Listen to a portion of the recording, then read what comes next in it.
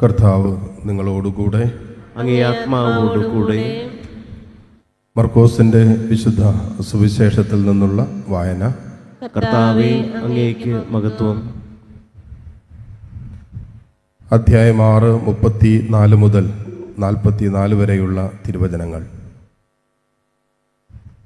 അക്കാലത്ത് അവൻ കരക്കിറങ്ങിയപ്പോൾ വലിയ ഒരു ജനക്കൂട്ടത്തെ കണ്ടു. അവരോട് അവന് അനുകമ്പ തോന്നി. കാരണം അവർ ഇടയനില്ലാത്ത ആട്ടിൻപറ്റം പോലെയായിരുന്നു. അവൻ അവരെ പല കാര്യങ്ങളും പഠിപ്പിക്കാൻ തുടങ്ങി. നേരം വൈകിയപ്പോൾ ശിഷ്യന്മാർ അവൻ്റെ അടുത്ത് വന്ന് പറഞ്ഞു, ഇത് ഒരു വിജന പ്രദേശമാണല്ലോ, സമയവും വൈകിയിരിക്കുന്നു. ചുറ്റുമുള്ള നാട്ടിൻപുറങ്ങളിലും ഗ്രാമങ്ങളിലും ചെന്ന് എന്തെങ്കിലും വാങ്ങി ഭക്ഷിക്കാൻ അവരെ പറഞ്ഞയക്കുക. അവൻ പ്രതിവചിച്ചു, നിങ്ങൾ തന്നെ അവർക്ക് ഭക്ഷിക്കാൻ കൊടുക്കുവിൻ. അവർ പറഞ്ഞു, ഞങ്ങൾ ചെന്ന് 200 ധനാറയ്ക്ക് അപ്പം വാങ്ങിക്കൊണ്ടുവന്ന് അവർക്ക് ഭക്ഷിക്കാൻ കൊടുക്കട്ടെയോ? അവൻ ചോദിച്ചു, നിങ്ങളുടെ കൈവശം എത്ര അപ്പമുണ്ട്? ചെന്ന് നോക്കുവിൻ. അവർ ചെന്ന് നോക്കിയിട്ട് പറഞ്ഞു, 5 അപ്പവും 2 മീനും. പുൽത്തകിടിയിൽ കൂട്ടം കൂട്ടമായിരിക്കാൻ അവൻ ജനങ്ങൾക്ക് നിർദ്ദേശം നൽകി. 100ഉം 50ഉം വീതമുള്ള കൂട്ടങ്ങളായി അവർ ഇരുന്നു. അവൻ 5 അപ്പവും 2 മീനും എടുത്ത് സ്വർഗത്തിലേക്ക് നോക്കി, കൃതജ്ഞതാ സ്തോത്രം ചെയ്ത് അപ്പം മുറിച്ചതിന് ശേഷം ജനങ്ങൾക്ക് വിളമ്പാൻ ശിഷ്യന്മാരെ ഏൽപ്പിച്ചു. ആ 2 മീനും അവർ എല്ലാവർക്കുമായി വിഭജിച്ചു. അവരെല്ലാവരും ഭക്ഷിച്ച് തൃപ്തരായി.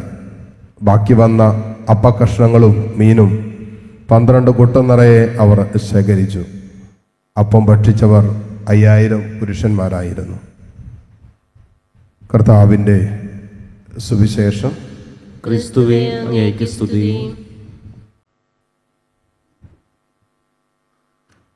മിശിഹായിൽ ഏറ്റവും സ്നേഹമുള്ളവരെ,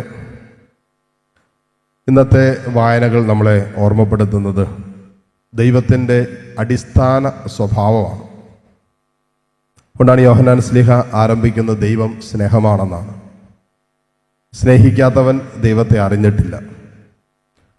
അങ്ങനെയെങ്കിൽ യഥാർത്ഥ ദൈവത്തിലുള്ള വളർച്ച അല്ലെങ്കിൽ ആത്മീയതയിലുള്ള വളർച്ച എന്ന് പറയുന്നത് സ്നേഹത്തിലുള്ള വളർച്ചയായിരിക്കണം. നമ്മളിൽ എത്രമാത്രം സ്നേഹം കുറയുന്നുവോ, എത്രമാത്രം സ്നേഹം തണുത്തുറഞ്ഞു പോകുന്നുവോ, അത്ര കണ്ട് നമ്മുടെ ആത്മീയ വളർച്ച മുരടിച്ചു എന്നുള്ളതാണ്.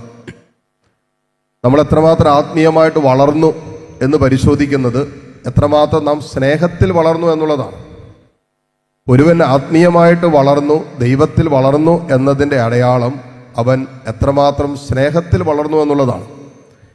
ഇനി യോഹന്നാൻസിലെ കൂട്ടിച്ചേർക്കും, നാം ദൈവത്തെ സ്നേഹിച്ചു എന്നതിലല്ല, ദൈവം നമ്മെ സ്നേഹിക്കുകയും സ്വപുത്രനെ നമുക്കായി നൽകി, നമ്മുടെ പാപത്തിന് പരിഹാരമായി നൽകി എന്നതിലാണ് യഥാർത്ഥമായ സ്നേഹം. എന്ന് പറഞ്ഞാൽ യഥാർത്ഥമായ സ്നേഹം ഇരിക്കുന്നത് നൽകുന്നതിലാണ്. അപ്പോൾ നാം സ്നേഹിക്കുന്നുണ്ട്, നമുക്ക് സ്നേഹമുണ്ടെന്നൊക്കെ പറയുകയും ആ സ്നേഹത്തിൻ്റെ പൂർണ്ണതയിലുള്ള നൽകലുകൾ, പങ്കുവെക്കലുകൾ സംഭവിക്കുന്നില്ല എങ്കിൽ യഥാർത്ഥ സ്നേഹം ഇല്ല എന്നുള്ളത് തന്നെയാണ്. അപ്പോൾ നമുക്ക് ആരോടെങ്കിലും സ്നേഹമുണ്ടെങ്കിൽ തീർച്ചയായിട്ടും നമ്മൾ നൽകും. ഇവിടെ പിതാവായ ദൈവം നമ്മെ സ്നേഹിക്കുകയും സ്വന്തം പുത്രനെ നൽകാൻ തക്കവിധം ദൈവം നമ്മെ സ്നേഹിച്ചു എന്നാണ് വചനം പറയുന്നത്. അപ്പോൾ സ്നേഹത്തിൻ്റെ അളവും ആഴവും കൂടുന്നതിനനുസരിച്ച് നൽകുന്നതിൻ്റെ അളവും ആഴവും വർദ്ധിക്കാൻ തുടങ്ങും. ആദ്യകാലങ്ങളിലൊക്കെ സ്നേഹം പരിമിതപ്പെട്ട് നിൽക്കുമ്പോൾ നമ്മൾ അല്പാൽപമായിട്ട് നൽകും. സ്നേഹത്തിൻ്റെ ആഴം വർദ്ധിക്കുന്നതിനനുസരിച്ച് നമുക്ക് മുറിവുകൾ ഉണ്ടാകുമ്പോഴും നമുക്ക് വേദനകൾ ഉണ്ടാകുമ്പോഴും നമുക്ക് നഷ്ടങ്ങൾ ഉണ്ടാകുമ്പോഴും സ്നേഹിക്കും. അവിടെയാണ് പരിശുദ്ധമായ സ്നേഹത്തിലേക്കുള്ള വളർച്ച എന്ന് പറയുന്നത്. പിതാവായ ദൈവം സ്വന്തം പുത്രനെ നൽകി നമ്മെ സ്നേഹിച്ചു എന്ന് പറഞ്ഞാൽ ആ സ്നേഹത്തിൽ എത്രമാത്രം തന്നെ പൂർണ്ണമായി നൽകാനും സ്വപുത്രനെ നൽകാനും തയ്യാറായി എന്നുള്ളതാണ്. അപ്പോൾ അവിടെ വേദനയുണ്ട്, സഹനമുണ്ട്, വിട്ടുകൊടുക്കലുണ്ട്, പരിപൂർണമായിട്ടും നൽകുന്ന ഒരു അനുഭവമുണ്ട്. അപ്പോൾ പരിശുദ്ധമായ സ്നേഹം നമ്മളിൽ വളരുന്നതിനനുസരിച്ച്, പൂർണ്ണമായ സ്നേഹം നമ്മളിൽ വളരുന്നതിനനുസരിച്ച് നമ്മൾ പൂർണ്ണമായി നൽകുന്നവരായിട്ട് മാറും. ആ നൽകുന്നതിൽ സഹനവും ഉണ്ടാകും. അപ്പോൾ ആ സ്നേഹത്തിൻ്റെ ആഴത്തിലാണ് ഈ സഹനം ഉണ്ടാകുന്നത്. ഇപ്പം എൻ്റെ അപ്പനെ ഞാൻ സ്നേഹിക്കുന്നുണ്ട്, എൻ്റെ അമ്മയെ ഞാൻ സ്നേഹിക്കുന്നുണ്ടെന്ന് വിചാരിക്കുക, എൻ്റെ കുഞ്ഞുങ്ങളെ ഞാൻ സ്നേഹിക്കുന്നുണ്ട്. ആ സ്നേഹം ആത്മാർത്ഥമാണെങ്കിൽ ആ സ്നേഹത്തിലാണ് നമ്മളെല്ലാം നൽകിക്കൊണ്ടിരിക്കുന്നത്, പങ്കുവെച്ചുകൊണ്ടിരിക്കുന്നത്. ഇനി ആ സ്നേഹത്തിൻ്റെ ആഴം കൂടുന്നതിനനുസരിച്ച് നമുക്ക് വേദനകൾ ഉണ്ടാകുമ്പോഴും നമുക്ക് നഷ്ടങ്ങൾ ഉണ്ടാകുമ്പോഴും നമുക്ക് നൊമ്പരങ്ങൾ ഉണ്ടാകുമ്പോഴും അതിൻ്റെ നടുവിലും നമ്മൾ സ്നേഹിച്ചുകൊണ്ടിരിക്കും. ആ സ്നേഹത്തിൽ നമ്മളിതെല്ലാം പങ്കുവെച്ചുകൊണ്ടിരിക്കും. പണ്ട് കാലത്തൊക്കെ നമുക്കറിയാം, പഞ്ഞവും പട്ടിണിയൊക്കെ ഉള്ള സമയത്തൊക്കെ ഭക്ഷണമൊക്കെ വീട്ടിലൊക്കെ നമുക്കറിയാം, വിളമ്പുമൊക്കെ 5, 6, 7, 8 മക്കളൊക്കെ ഉള്ളപ്പോൾ മക്കൾക്കും ഭർത്താവിനൊക്കെ വിളമ്പി തീർന്നു കഴിഞ്ഞാൽ പിന്നെ വിളമ്പുന്ന ആൾക്ക് ചിലപ്പോൾ കഴിക്കാനുള്ളത് ഉണ്ടാവണമെന്നില്ല, അവർക്ക് ഭക്ഷിക്കാനുണ്ടാവണമെന്ന് നിർബന്ധമൊന്നുമില്ല. എന്നിരുന്നാലും ആ സ്നേഹത്തിൽ വിളമ്പുന്നത് കൊണ്ട് ഭർത്താവിനും മക്കൾക്കുമുള്ളത് വിളമ്പിക്കഴിഞ്ഞ് ചിലപ്പോൾ ആ വിളമ്പിയ പാത്രത്തിൽ ഒന്നും അവശേഷിക്കുന്നില്ലെങ്കിലും നമ്മൾ പറയില്ലേ, വിശക്കുന്ന വയറുമായി സ്നേഹത്തിൽ കിടന്നുറങ്ങിയ മാതാപിതാക്കളുണ്ടായിരുന്നു. അങ്ങനെയുള്ള മാതാപിതാക്കൾ എനിക്ക് അറിയുകയും ചെയ്യാം.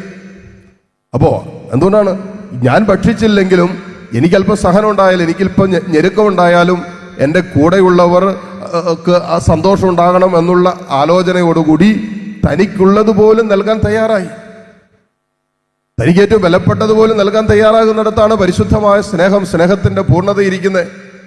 ഇപ്പൊ സ്വന്തം പുത്രനെ പിതാവായ ദൈവം നമ്മോടുള്ള സ്നേഹത്തെ പ്രതി നമ്മുടെ പാപത്തിന് പരിഹാരമായി നൽകി എന്ന് പറഞ്ഞാൽ ആ സ്നേഹത്തിന്റെ ആഴം എത്രമാത്രം ഉണ്ടെന്ന് നമ്മൾ അറിയണം. ഇനി സ്നേഹം പൂർണ്ണത പ്രാപിക്കുമ്പോൾ ഈ സ്നേഹത്തിൽ ജനിക്കുന്ന ഒരു സ്വഭാവമാണ് അനുകമ്പ.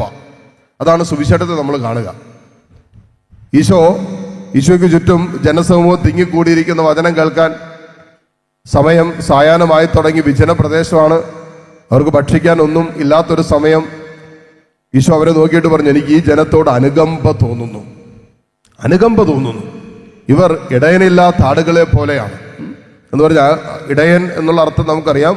ആ കാലഘട്ടത്തിൽ അവരെ ആത്മീയമായി വളർത്തുന്ന ഫരിസേയരും നിയമജ്ഞരൊക്കെ ഉണ്ടായിരുന്നു. എന്നിരുന്നാലും അവരെ യഥാർത്ഥമായ വഴിയിലൂടെയല്ല അവർ നയിച്ചുകൊണ്ടിരുന്നത്. അതുകൊണ്ട് യേശുവാണ് യഥാർത്ഥ ഇടയനെന്നും യേശു തന്നെയാണ് യഥാർത്ഥ വഴിയെന്നും യേശുവാണ് ആടുകളെ സംരക്ഷിക്കുന്ന ജീവനെന്നും യേശു പറയാതെ അതിൽ പറയുന്നുണ്ട്. ഞാനാണ് വഴിയും സത്യവും ജീവനും എന്നുകൂടി യേശു പറഞ്ഞു വെക്കാൻ ആഗ്രഹിക്കുന്നതിൻ്റെ ഒരടയാളം കൂടിയാണ് സുവിശേഷം നമ്മൾ കാണുക. ഈശോ പറഞ്ഞു, എനിക്ക് ഇവരോട് അനുകമ്പ തോന്നുന്നു എന്ന് പറഞ്ഞാൽ എന്താ? അവരുടെ വേദനകളില്, അവരുടെ സങ്കടങ്ങളില് അവരനുഭവിക്കുന്ന ഇപ്പോൾ വിശപ്പ്, അത് ഞാനും അനുഭവിക്കുന്നു എന്നുള്ളത് തന്നെയാണ്. അതിനോട് എനിക്കൊരു ഭാരമുണ്ടെന്ന്, എനിക്കൊരു വേദനയുണ്ടെന്ന് എന്ന് പറഞ്ഞാൽ സ്നേഹത്തിൽ ജനിക്കുന്ന ഒരു അനുഭവമാണ് അനുകമ്പ. ആരുടെയെങ്കിലുമൊക്കെ വേദന കാണുമ്പോൾ, ആരുടെയെങ്കിലുമൊക്കെ വിഷമം കാണുമ്പോൾ, നമ്മുടെ കൂടെ ഉള്ളവരുടെയൊക്കെ നൊമ്പരവും കഷ്ടപ്പാടൊക്കെ കാണുമ്പോൾ നമ്മൾ അവരോടൊപ്പം സഹിക്കാൻ തയ്യാറാകുന്നതിനെയാണ് ഈ അനുകമ്പ എന്ന് പറയുന്നത്. ഇംഗ്ലീഷിൽ കമ്പാഷൻ എന്നാണ് പറയുന്നത്. 2 വാക്കുകളിൽ നിന്നാണ് കമ്പാഷൻ. കുംപാസിയോ, സഫർ വിത്ത്, അപരനോടൊപ്പം സഹിക്കാനുള്ള ഒരുവന്റെ തീരുമാനമാണ് ഈ അനുകമ്പ എന്ന് പറയുന്നത്. അല്ലെങ്കിൽ എനിക്ക് അയ്യോ അവന് അങ്ങനെ പറ്റിയല്ലോ, അവനൊക്കെ ഇങ്ങനെ സംഭവിച്ചല്ലോ എന്ന് പറച്ചിൽ മാത്രമല്ല, ആ വേദന ഒരുവൻ അനുഭവിക്കുകയും എനിക്കെന്ത് ചെയ്യാൻ പറ്റുമെന്നുള്ള ആലോചനയും ആ പ്രവൃത്തിയും പൂർത്തീകരിക്കപ്പെടുന്നിടത്താണ് അനുകമ്പ രൂപം കൊള്ളുന്നത്. അല്ലാതെ നമുക്ക് മാറി നോണിച്ചു അവൻ അങ്ങനെ പറ്റി, അവൻ വീണല്ലോ, അവൻ നഷ്ടപ്പെട്ടല്ലോ എന്ന് പറയുക മാത്രമല്ല, ആ നഷ്ടപ്പെടലിൻ്റെയും വീഴ്ചയുടെയും തകർച്ചയുടെയും കഷ്ടപ്പാടിൻ്റെയും ദാരിദ്ര്യത്തിൻ്റെയും നടുവിൽ എനിക്ക് അവനോടൊപ്പം അനുദപിക്കാനും അനുകമ്പ കാണിക്കാനും സഹതപിക്കാനും സഹായിക്കാൻ കൈനീട്ടുന്നിടത്താണ് അനുകമ്പ പൂർണ്ണമാകുന്നത്. അതുകൊണ്ടാണ് ഈശോ പറഞ്ഞത്, നിങ്ങൾ അവർക്ക് ഭക്ഷണം കൊടുക്കാൻ പറഞ്ഞു. അവർക്ക് വിശപ്പ്, അവർക്ക് ഭക്ഷണം കൊടുക്കാൻ പറഞ്ഞു. അപ്പോൾ ചോദിച്ചു, ഇവർക്ക് ഇത്രയും പേർക്ക് അവിടെ ഭക്ഷണം കൊടുക്കാനാ? കർത്താവ് ചോദിച്ചു, നിങ്ങളുടെ കയ്യിൽ എന്തുണ്ട്? 5 അപ്പവും 2 മീനും. ഇരിക്കാൻ പറഞ്ഞു. അത് ഉയർത്തി വാഴ്ത്തി 5 അപ്പവും 2 മീനും 5000 പുരുഷന്മാർക്കും അതിന് ഇരട്ടി സ്ത്രീകളുണ്ടായിരുന്നിരിക്കണം. അവർക്കെല്ലാം ഭക്ഷിക്കാൻ കൊടുക്കുകയും 12 കുട്ട നിറയെ ശേഷിച്ചു എന്നാണ് വചനം പറയുന്നത്. എന്ന് പറഞ്ഞാൽ നമ്മൾ സ്നേഹത്തിൽ നിന്നും പുറപ്പെടുന്ന അനുകമ്പയോടെ നമ്മൾ ജീവിക്കാൻ തുടങ്ങിയാൽ, അനുകമ്പയുടെ മനോഭാവം നമ്മൾ എടുക്കാൻ തുടങ്ങിയാൽ നമ്മുടെ കുടുംബത്തിൽ എല്ലാറ്റിൻ്റെയും സമൃദ്ധി ഉണ്ടാകും. സ്നേഹത്തിൻ്റെയും സമാധാനത്തിൻ്റെയും സന്തോഷത്തിൻ്റെയും കരുതലിൻ്റെയും ഒക്കെ സമൃദ്ധി അനുഭവപ്പെടുന്നത് ഈ അനുകമ്പ നമ്മളിൽ രൂപപ്പെടുമ്പോഴാണ്. അതിന് ദൈവസ്നേഹം നമ്മളിൽ രൂപപ്പെടേണ്ടതുണ്ട്.